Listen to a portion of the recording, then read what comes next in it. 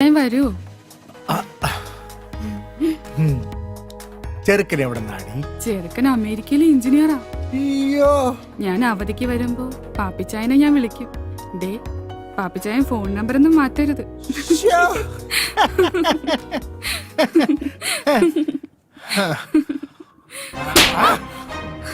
എടി, ഇനി കല്യാണത്തിന് മുൻപും പിൻപും ആരുടെയും കൂടെ പോരുത്. പക്ഷേ ഞാൻ വിളിക്കുമ്പോ വന്നേക്കണം. പാപ്പിച്ചായ, പാപ്പിച്ചായൻ എന്നെ തല്ലില്ലേ? പാപ്പച്ചായ കുപ്പിച്ചായ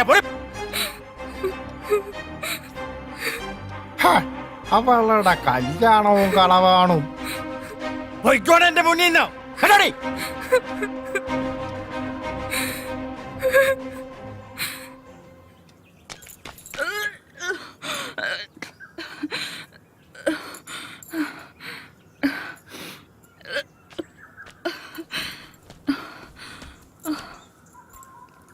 എന്തോ അരുതാത്ത ആഹാരം കഴിച്ചിട്ടുണ്ടോ?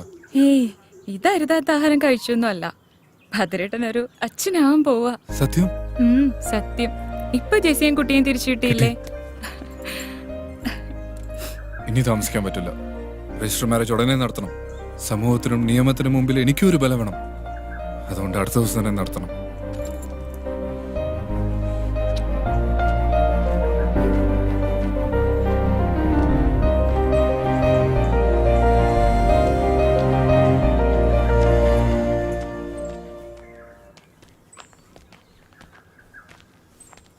ആ, തിരുവേനി ഒരു രജിസ്റ്റർ ഉണ്ട്, ഒന്ന് ഒപ്പിട്ടോളൂ. ശരിയെന്ന്.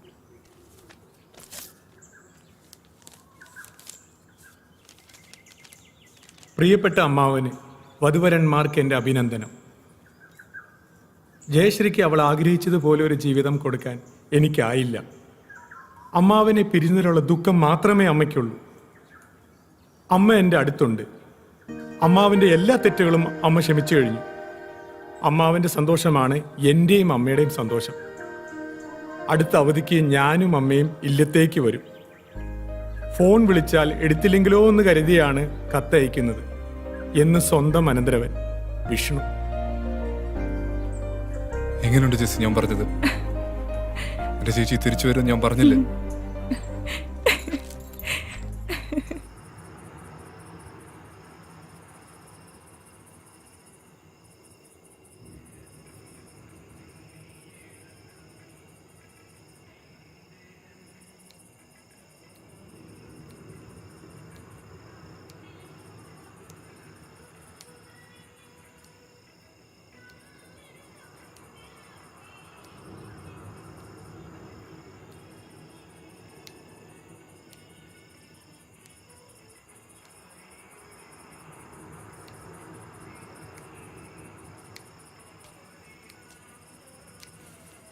ആ,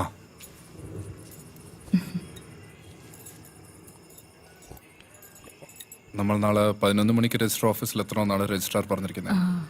11:30 നമ്മളുടെ കല്യാണം നടക്കും. അവിടെ നിന്ന് നമ്മൾ നേരെ ഗുരുവായൂർക്ക് പോകും. പിന്നെ അവിടെ നിന്ന് കൊടൈക്കനാൽ. അങ്ങനെ നമ്മളുടെ മധുവിധു തുടങ്ങും. അതെ ഏട്ടാ, മുല്ലപ്പൂ വാങ്ങിച്ചോ? അയ്യോ, അത് ഞാൻ കടയിൽ വെച്ച് മറന്നുപോയി.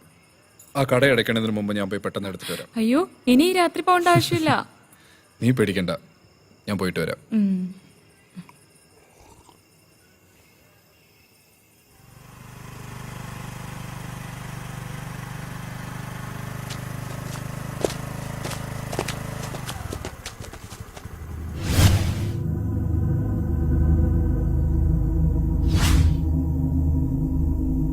ആരുടെ നീക്ക് വഴിമറടാ.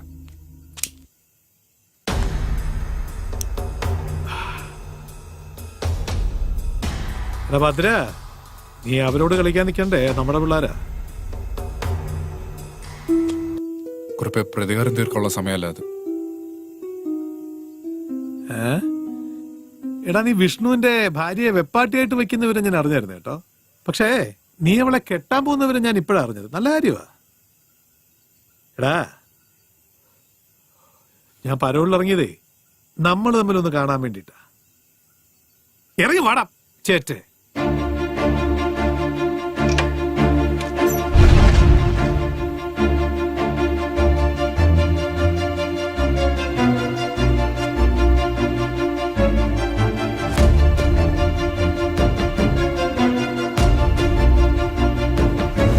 തല്ലി കൊല്ലണം.